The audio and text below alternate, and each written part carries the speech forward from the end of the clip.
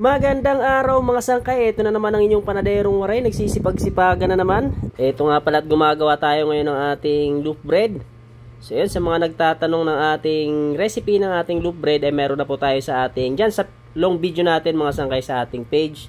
Naka-upload na po yung ating kompletong recipe ng ating loaf bread. Or kung gusto nyo naman, ispasyalan nyo yung ating YouTube channel, Marcel TV din po. Dahil hindi lang po yung loaf bread yung naka-upload doon, marami na pong ibang recipe. Mga simpleng recipe ng tinapay na naka-upload niya sa aking YouTube channel.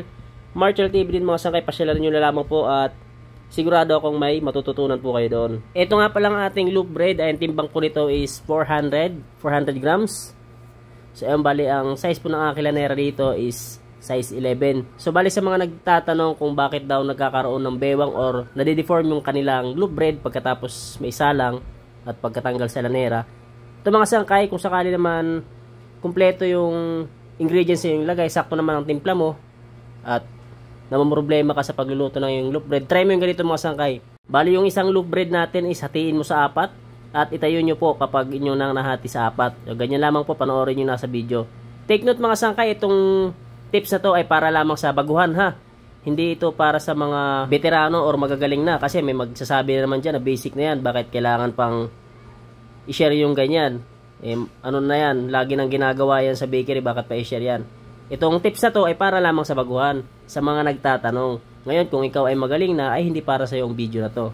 Okay mga sangkay, bali ito isang tips at try mo lang gawin to, baka sakaling hindi na ma-deform or hindi na magkaroon ng bewang yung iyong loaf bread. Sana makatulong yung tips na ito. So bali sa paglalagay naman ng ating shortening, yan mga sangkay, panoorin nyo na lamang yung video. Ganyan lang kasimple yung ating paglalagay ng ating shortening.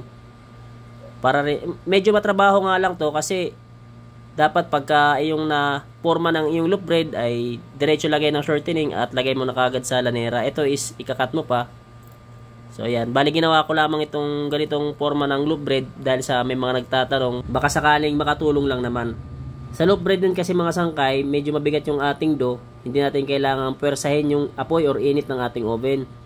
Dahil pag napersa po natin yan ay baka hilaw yung bandang gitna at pag tinanggal nyo sa oven ay babagsak po talaga, magkakaroon ng bewang or madideform yung ating loaf bread.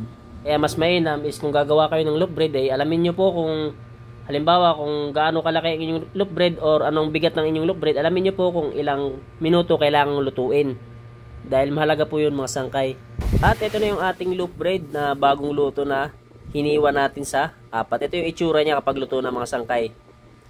So yan bali, niluto ko nga pala yan ng 15 minutes sa mahinang apoy lamang po. So yan ang itsura ng ating bagong luto na loaf bread. Sana itong ating tips ay makatulong, lalong-lalo na sa mga baguhan at mga nagtatanong. So yan, huwag po kayong magsasawang mag-practice mga sangkay kung sakaling gusto nyo matutunan yung isang recipe. Dahil normal lamang po na magkamali, lalong-lalo na kung tayo ay bago pa lang. So yun, huwag kalimutan mag-like at share ng ating video at pakisuportahan na rin po ng aking page. Pakipalo na rin po. Thank you for watching. See you on my next video.